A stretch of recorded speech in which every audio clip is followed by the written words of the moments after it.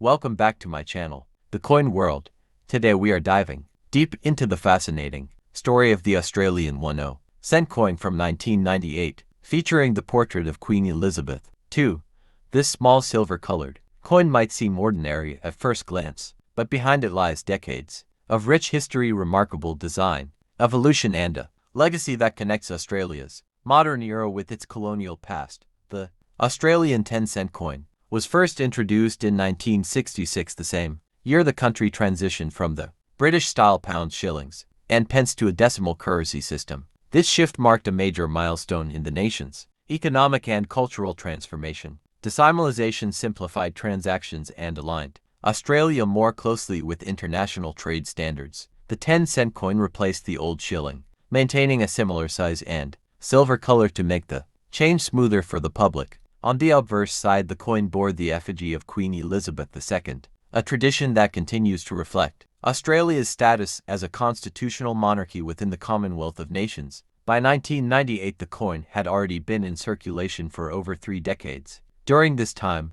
Australia had undergone immense change. The 1990s were a period of economic growth, modernization, and increasing national identity. Coins minted in this period mirror these developments, representing both the continuity of tradition and the embrace of a new century. The obverse of the 1998 10-cent coin features the famous portrait of Queen Elizabeth II, sculpted by Raphael Makloff. This portrait, used from 1985 to 1998, shows the Queen wearing the royal diadem, a crown traditionally worn for official portraits. Makloff's design aimed to capture a timeless, regal image emphasizing grace and dignity. This portrait was a departure from the earlier effigies. It had more detail and a more sculptural appearance, which some praised as elegant, while others felt it was too formal for everyday currency. Regardless, it became one of the most recognizable images of the Queen on Australian coinage. During that era, the reverse design and change since the coin's introduction showcases the striking image of a male superb lyrebird, designed by Stuart Devlin. This illustration is one of the most beloved designs in Australian numismatics. The lyrebird, native to Australia, is known for its spectacular tail feathers that form a lyre shape and its extraordinary ability to mimic sounds. The lyrebird symbolizes Australia's unique wildlife and the nation's pride in its natural heritage. Devlin, who was appointed goldsmith and jeweler to the Queen, brought a sense of artistry to Australian coins, turning everyday money into miniature works of art. His reverse designs for the decimal series are still admired worldwide. The 199810-cent coin is made of cupronickel, consisting of 75% copper and 25% nickel. It has a diameter of 23.60 millimeters, a thickness of 2.0 millimeters, and weighs 5.65.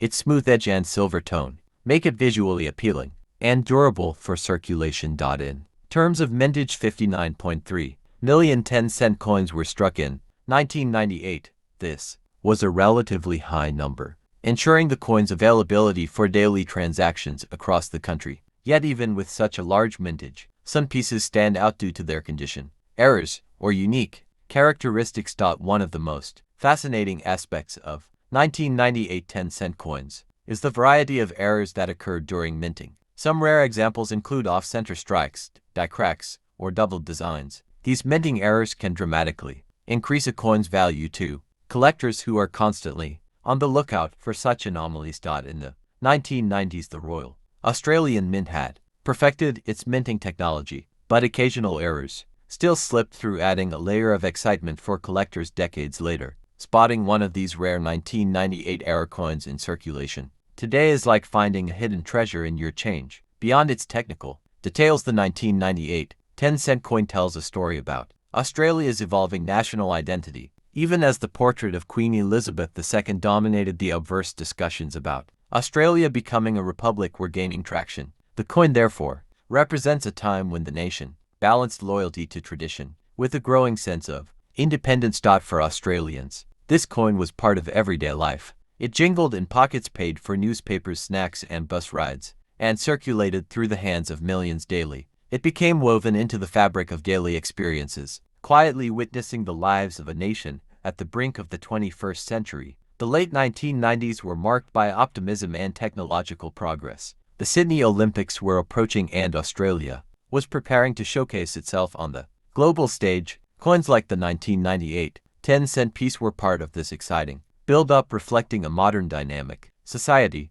From a collector's perspective, the 1998 10-cent coin is not rare in circulated condition, but its uncirculated or proof versions can be quite valuable. Coins preserved in pristine state, especially those graded by professional services, attract interest from numismatists. Proof coins minted in 1998 were struck with specially polished dies, giving them mirror-like surfaces and sharp details. These were sold in collector sets and remain sought after for their craftsmanship and limited numbers. The year 1998 was also the final year Makhlouf's effigy appeared on Australian 10-cent coins. From 1999 onwards, Ian Rank Broadley's portrait replaced it, offering a more realistic and mature image of the Queen. This transition makes 1998 coins the last of an era, a feature that adds historical significance. Collectors often seek coins that mark the end of a portrait series because they represent a clear boundary in numismatic history. The 1998 10-cent coin fits this description perfectly, standing at the intersection. Today we're stepping back in time to uncover the rich history behind a small yet historically powerful piece of metal. The Australian 1-cent coin from 1969 bearing the portrait of Queen Elizabeth II. This coin may seem modest at first glance, but its story weaves together Australia's monetary transformation, cultural identity, and the craftsmanship of some of the most talented engravers of the 20th century. The 1-cent coin was first introduced in 1966, the same year Australia abandoned the complex British-style pounds, shillings, and pence system to adopt a modern decimal currency. This was one of the most significant monetary changes in the nation's history, streamlining trade, simplifying calculations, and marking a new era for the Australian economy. The design of the 1-cent coin was chosen carefully to symbolize Australia's unique identity. On the reverse side of the coin, a striking image of a feather-tailed glider was featured. This small, nocturnal marsupial is found in the forests of eastern Australia. Known for its graceful gliding abilities and distinctive feather-like tail, it represents the country's diverse wildlife and its deep connection to nature. The artist behind this elegant design was Stuart Devlin, a master goldsmith and engraver, who became famous for transforming everyday coins into miniature works of art. Devlin was appointed goldsmith and jeweler to the Queen in 1982, but even in the 1960s, his creativity was already reshaping Australia's numismatic landscape. On the obverse side of the 1969 1-cent coin, the portrait of Queen Elizabeth II was sculpted by Arnold Machin. This design had been adopted in 1966 and would remain in use until 1984. It depicts the young Queen wearing the tiara she received as a wedding gift, capturing her elegance and authority at a time when Australia still closely identified with its Commonwealth heritage. By 1969, just 3 years after decimalisation, the 1-cent coin had already become an essential part of daily Australian life. It jingled in the pockets of millions, paid for newspapers, lollies, and bus fares, and circulated through a rapidly modernizing society. Its small value didn't diminish its importance. It was a symbol of change, unity, and economic progress. Australia in 1969 was a nation in transition. The post-war boom had reshaped cities, industries were expanding, and technological advancements were changing everyday life. The coinage system reflected this sense of modernization, offering Australians a clear and efficient monetary structure that aligned with international standards. The mintage of the 1969 1-cent coin was substantial. Over 148 million pieces were produced at the Royal Australian Mint in Canberra. This ensured that the coin was widely available across the nation, circulating through shops, schools, post offices, and households from the bustling cities to the distant countryside. Despite its vast mintage, not all 1969 1-cent coins were created equal. Variations in striking quality, dieware, and circulation patterns created a range of conditions. Collectors today prize well-preserved examples, especially those with sharp details on the feather-tailed glider and the Queen's portrait. Some era coins from 1969 are especially interesting. Off-center strikes, die cracks, and clipped plankets occasionally occurred during the minting process, producing rare varieties that are now sought after by collectors. Discovering such a coin in old collections or loose change can be a delightful surprise. The composition of the 1-cent coin was bronze, consisting of 97% copper, 2.5% zinc, and 0.5% tin. It had a diameter of 17.53 millimeters and a weight of 2.59 grams. Its small size and warm reddish tone made it distinctive among Australian coins, and its durability ensured it could remain in circulation for decades. The year 1969 also holds historical significance globally. It was the year of the first moon landing, a period of cultural shifts and technological advancements. In Australia, coins minted during this era became silent witnesses to a society watching the world transform before its eyes. For Australians, the 1-cent coin became part of everyday language and culture.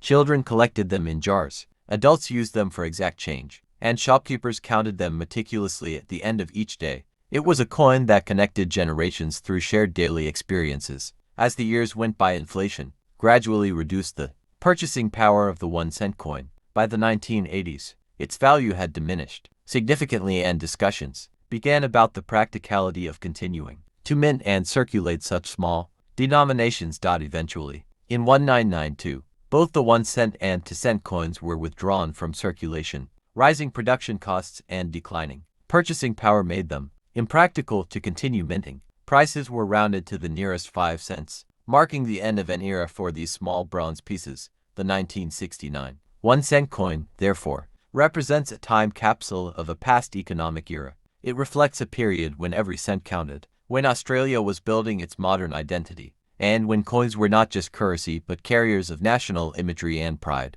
Numismatically, 1969 coins occupy a special place because they belong to the first few years of decimal currency. Collectors often seek complete runs of these early decimal years, making 1969 a desirable addition to any collection. High-grade examples, particularly those in uncirculated or proof condition, can command a premium among collectors. The feather-tailed glider design, when fully struck with sharp detail and minimal wear, is especially admired for its artistic quality. Proof versions of the 1969 1-cent coin were struck with extra care using polished dies, giving them mirror-like fields and frosted designs. These were sold in special sets,